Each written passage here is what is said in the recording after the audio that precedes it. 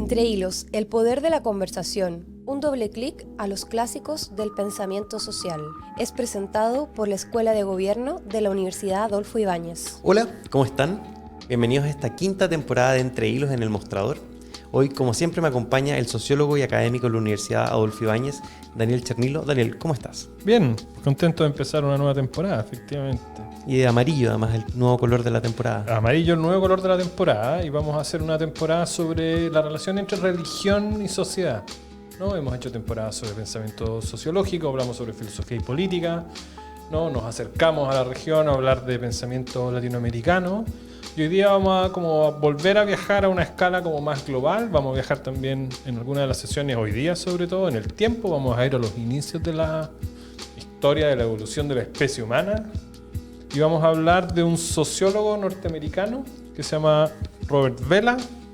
Robert Vela nació en 1927, murió el año 2013 y muy poquito antes de morir publicó el libro, que es el que vamos a conversar hoy día, un libro grandote que se llama La religión en la evolución humana, que está publicado originalmente el año 2011. Vamos entonces directo a este tema que además no es tan sencillo. Cuando uno habla de religión genera ciertos roces a veces. ¿Qué es una religión? ¿Cómo se define un fenómeno como una religión? Hay múltiples definiciones de religión y en los distintos episodios vamos a ir viendo definiciones distintas. Pero lo que dice Vela es que la religión es un tipo particular de práctica y de creencia sobre lo sagrado que crea una identidad de grupo. Veamos así como un poco más específicamente qué significa cada cosa.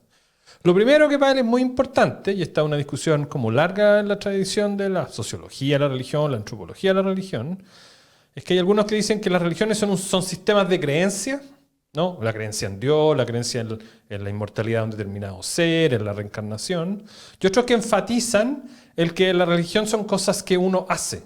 En los episodios sobre pensamiento latinoamericano enfatizamos harto el tema como del rito, del sincretismo, ¿no? Es la religión como una práctica. Entonces, lo primero que dice Vela, no hay para qué elegir, ¿no? La religión es un sistema de creencias, pero también un conjunto de prácticas, cosas que las personas hacen, en general, en conjunto con otras. Esas son prácticas. ¿Sobre qué son estas creencias y estas prácticas?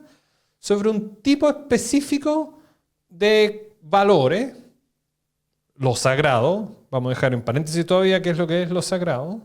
Pero en la medida en que estamos todos de acuerdo que hacemos práctica y tenemos valores, creencias comunes sobre lo sagrado, eso nos conforma como grupo, nos da una cierta identidad porque tenemos valores comunes, tenemos creencias comunes, tenemos festivales comunes.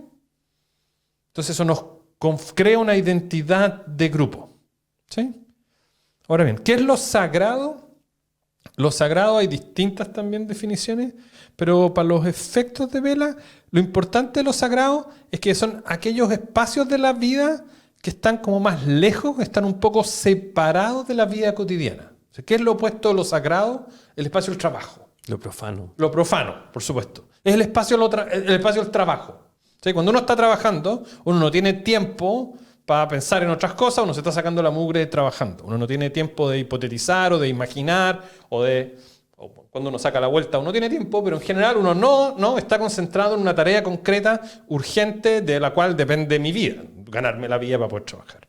Entonces el espacio de lo sagrado es un espacio como separado de la vida cotidiana, donde nos reunimos para pensar, para bailar, para cantar, para hacer distintas cosas en relación con cuestiones que nos parecen muy significativas. Entonces, la primera definición, una vuelta larga para definir qué es lo que es la religión, es este sistema de creencias y prácticas sobre lo sagrado que crea un grupo con una identidad particular. Hay tantas preguntas al respecto, pero si el libro se llama La religión en la evolución humana, ¿dónde sitúa Vela el surgimiento de las religiones y por qué? ¿Por qué tenemos religiones? ¿Por qué los monos no tienen religión? ¿Por qué los gatos no tienen religión? Ya, esa es como la pregunta.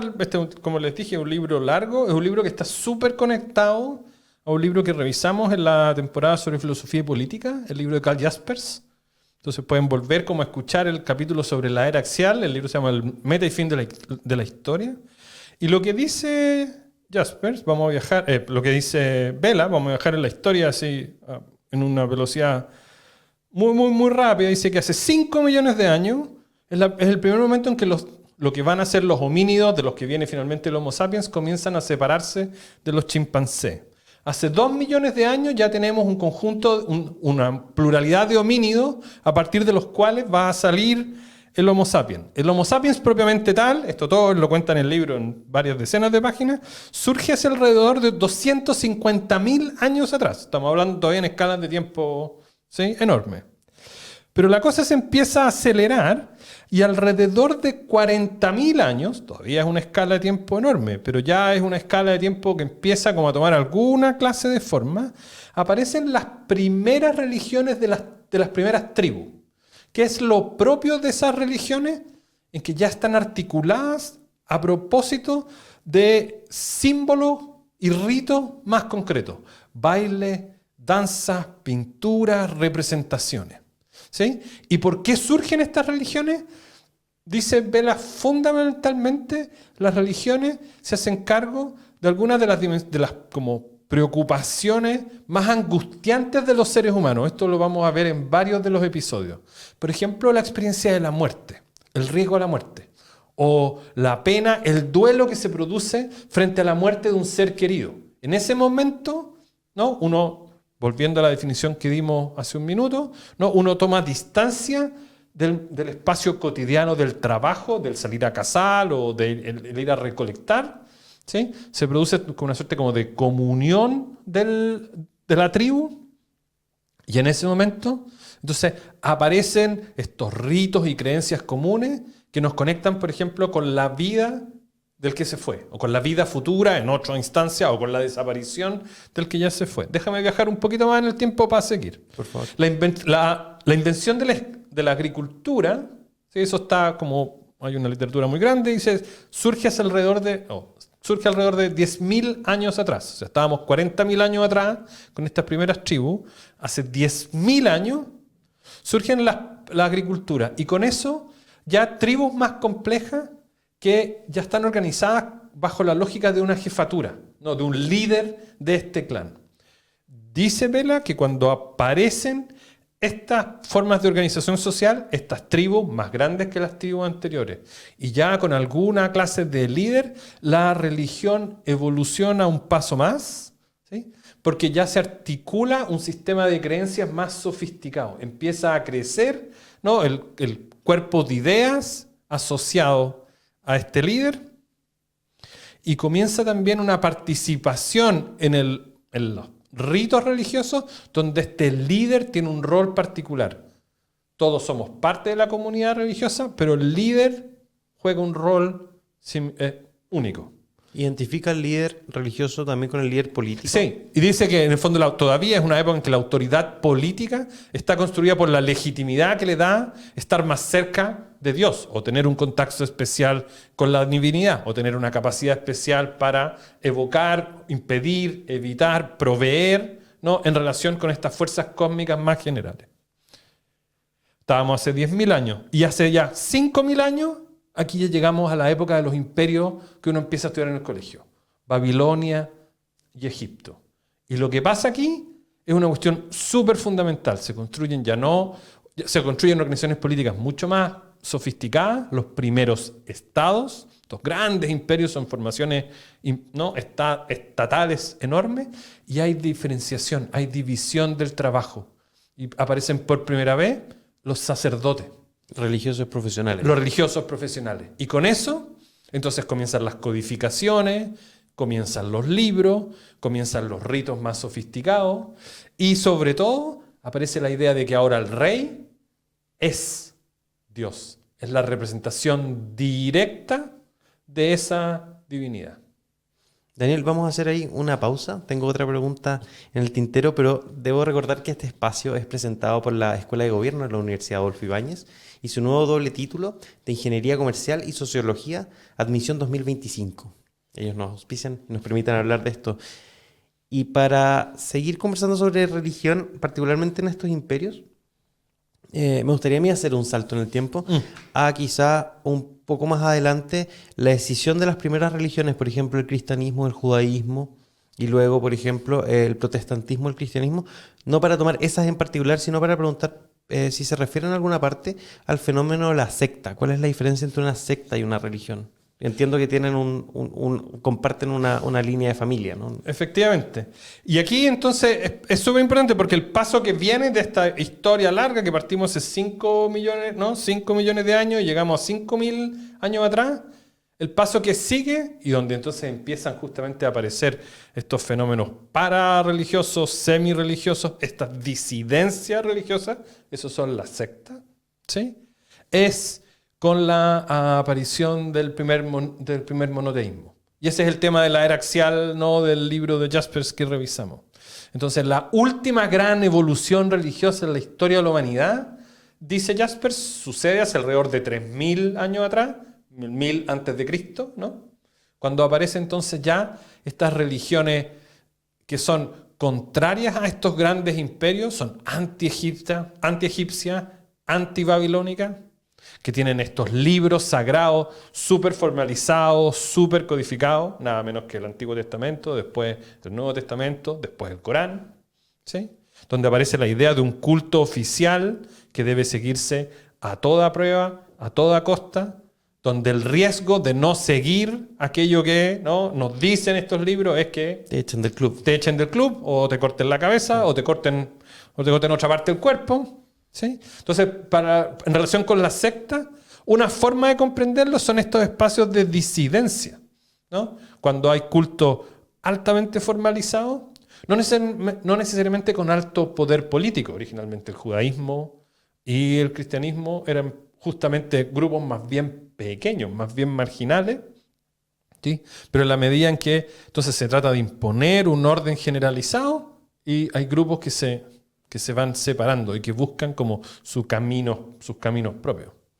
¿Se refiere Vela en alguna parte del libro, quizás, yo sé que tú no eres psicólogo ni psiquiatra, pero a esta búsqueda que quizás suena un poco más irracional por construir un dispositivo, un fenómeno que responda a estas necesidades humanas, por ejemplo, el miedo a la muerte, el duelo por la pérdida de alguien que hemos querido, problemas, por ejemplo, con hambrunas? ¿Qué hay en nuestra naturaleza humana que nos hace buscar algo que pareciera estar alejado de una racionalidad dura como la entendemos en Occidente moderno? Es súper importante la pregunta, porque Bell enfatiza cuestiones de este tipo, estas experiencias límites. Vamos a hablar de esto más adelante con otros autores, Peter Sloterdijk. Él hace mucho este argumento de que la religión es una respuesta a situaciones límites, situaciones de estrés máximo, ¿no? Cuando la cuestión está en punto de quiebre, aparece la religión. Pero Vela hace un argumento un poco distinto. Vela dice, por supuesto están todas esas dimensiones y son muy fundamentales, pero también la religión, digámoslo así, es un espacio de liberación, es un espacio, uno casi diría, de ocio en relación con las presiones constantes de la vida diaria. Los ritos, por ejemplo, las danzas rituales, dice, desde el punto de vista de la historia de la evolución de la especie, es un equivalente del juego, ¿sí? Son cuestiones que no tienen otro fin, no tienen otra cualidad que el danzar, que el cantar, que el aplaudir, que el tomarse las manos y dar una vuelta en una ronda. Entonces dice, hay cuestiones súper básicas de nuestra existencia, de nuestra naturaleza humana. Por ejemplo, el juego. Por ejemplo, que somos mamíferos, que somos cuidados por nuestros padres por un periodo relativamente largo. Por ejemplo, el hecho de que estamos obligados biológicamente a cooperar. También podemos agredirnos, pero tenemos una obligación, ¿no?, bien fundamental a cooperar. Todas esas cosas, dice, son parte de las dinámicas que construyen las religiones. Entonces, las religiones no tienen solo la función, ¿sí?, de resolver angustia, ¿no?, de calmar a una persona o un grupo cuando hay una situación de estrés, sino que también contribuyen a desplegar algunas de esas características bien fundamentales que tienen, ¿no?, que tienen que ver como con el juego, con la creatividad, con los sueños, dice, ¿no?, el vínculo con los sueños, la capacidad de crear historias que hablan de un tiempo lejano, de un lugar que no conocemos, de un mundo imaginario. Todas esas dimensiones de la vida humana son esenciales para la creación de la religión. Entonces, está esta dimensión más de calmar la ansiedad, pero está esta dimensión, no sabría cómo llamarla, más de ocio, más lúdica, más cooperativa, más creativa, más imaginativa, y es en la conjunción de ambas, entonces, que aparece el fenómeno religioso propiamente tal. ¿Cómo es la temporalidad del libro? Porque estamos hablando de periodos muy grandes al principio y me imagino que luego se acelera. Porque me gustaría, por ejemplo, preguntarte sobre un poco de religión en la Edad Media y luego quizás fines del siglo XIX pensando en Nietzsche y su frase Dios ha muerto. Sí, el libro es un libro porque se llama La religión en la evolución humana. El libro medio termina con los orígenes de la cristiandad. ¿Sí? O sea, hace este recorrido súper largo que parte no hace 5 millones de años, sino hace como billones de años con la historia de la evolución biológica, pero esa parte ni siquiera la traje preparada porque fui completamente incapaz de siquiera entender de qué se trataba. Pero viaja en el tiempo, haciendo estos grandes saltos, para construir lo que a su juicio es como la última gran revolución religiosa en la historia de la especie, que es esta que tiene lugar alrededor del año 1000 a.C., hace 3000 años atrás, con la creación del monoteísmo. Entonces, no avanza mucho más hacia el presente, porque al igual que Jaspers, tomando la tesis de Jaspers, él cree que prácticamente no ha habido evolución del pensamiento religioso desde esa época, en el mejor de los casos, ¿sí? Hasta la época de la Ilustración, hasta el siglo XVIII, donde una cosmovisión completamente naturalista, un mundo sin trascendencia, un mundo donde Dios ha muerto, parece imponerse como una suerte como de cosmovisión general, ¿sí? De cuáles son los espíritus que uno acepta o no acepta que pertenecen al mundo en que vivimos. Entonces el libro, en ese sentido, recorre un periodo de tiempo súper amplio, pero lo recorre, amplio, si tú quieres, hacia atrás, parte hace millones de años y termina hace alrededor de 3000. De todas maneras, me gustaría que pudiéramos ensayar una pregunta acerca de eso, en particular porque si hoy día uno va, por ejemplo, a una iglesia católica, no sé cómo será un templo judaico o una mezquita, pero en general, al menos el catolicismo ha tenido de la mano de la Iglesia Católica, si uno quiere, un declive importante. Entonces, la presencia de la vida religiosa formal en la generación mía es muy distinta a la generación de mis abuelos y muy distinta probablemente a la generación de mis tatarabuelos. Ese va a ser el gran tema de buena parte de los libros que vamos a conversar hacia adelante. Eso que acabas de describir tú es lo que se conoce como el proceso de secularización, el que vivíamos durante estos millones de años o decenas de miles de años de la historia de la humanidad, con una presencia religiosa súper alta, ¿sí? En intensidad, en cantidad, ¿sí? En homogeneidad, en capacidad de las distintas iglesias de imponer, de estructurar nuestra vida en ámbitos súper estrictos. Y eso parece haberse transformado de manera súper radical en los últimos 200, 150, 100, 50 y 20 años, ¿sí? Lo que hace un libro como el de Vela, es decir, es cierto que eso ha sucedido. Él tiene un trabajo anterior que se conoce como su teoría de la religión cívica americana, para decir que Estados Unidos es un caso muy particular de secularización, porque por un lado un país súper capitalista, un país súper individualista, pero no hace mucho fueron la convención demócrata o la convención republicana, los norteamericanos, y la religión y Dios está súper presente. Entonces lo que dice Vela es que hay que tener cuidado cuando uno dice que la religión desaparece o se retrae, porque lo que hace es que encuentra otras maneras de hacerse presente en la vida cotidiana. Entonces en el caso norteamericano dice, bueno, hay un culto súper patriótico al Estado, ¿sí? Un apego súper fuerte a la familia, ¿sí? Una valoración súper importante del vecindario y de la creencia en que si yo me esfuerzo, las cosas me van a salir bien. Ese cóctel de valores, prácticas y creencias conforman, dice Vela, la religión cívica americana. Pero justamente la gracia de un libro como este y de una definición de religión como la que partimos es que no exige que uno esté preocupado de cómo las religiones se dedican a ser de policías de las prácticas de sus creyentes en la casa, en el dormitorio o en la política, sino que ofrece como una perspectiva más amplia para decir, el fenómeno religioso no desaparece, el fenómeno religioso muta, y el fenómeno religioso es una suerte, no una suerte, es una característica como bien esencial de lo que somos como especie, porque apela por un lado a estas preocupaciones, estas angustias existenciales, pero por otro lado es también el despliegue de estas otras prácticas que dijimos, ¿no? El juego, la cooperación, el cuidado, la empatía, y son ambas las que crean las religiones. Y lo que vamos a hacer en los episodios que siguen es hablar ya de religiones en el contexto más contemporáneo. Bien, Daniel, lamentablemente se nos acabó el tiempo. Te agradezco por esa charla magistral sobre religiones.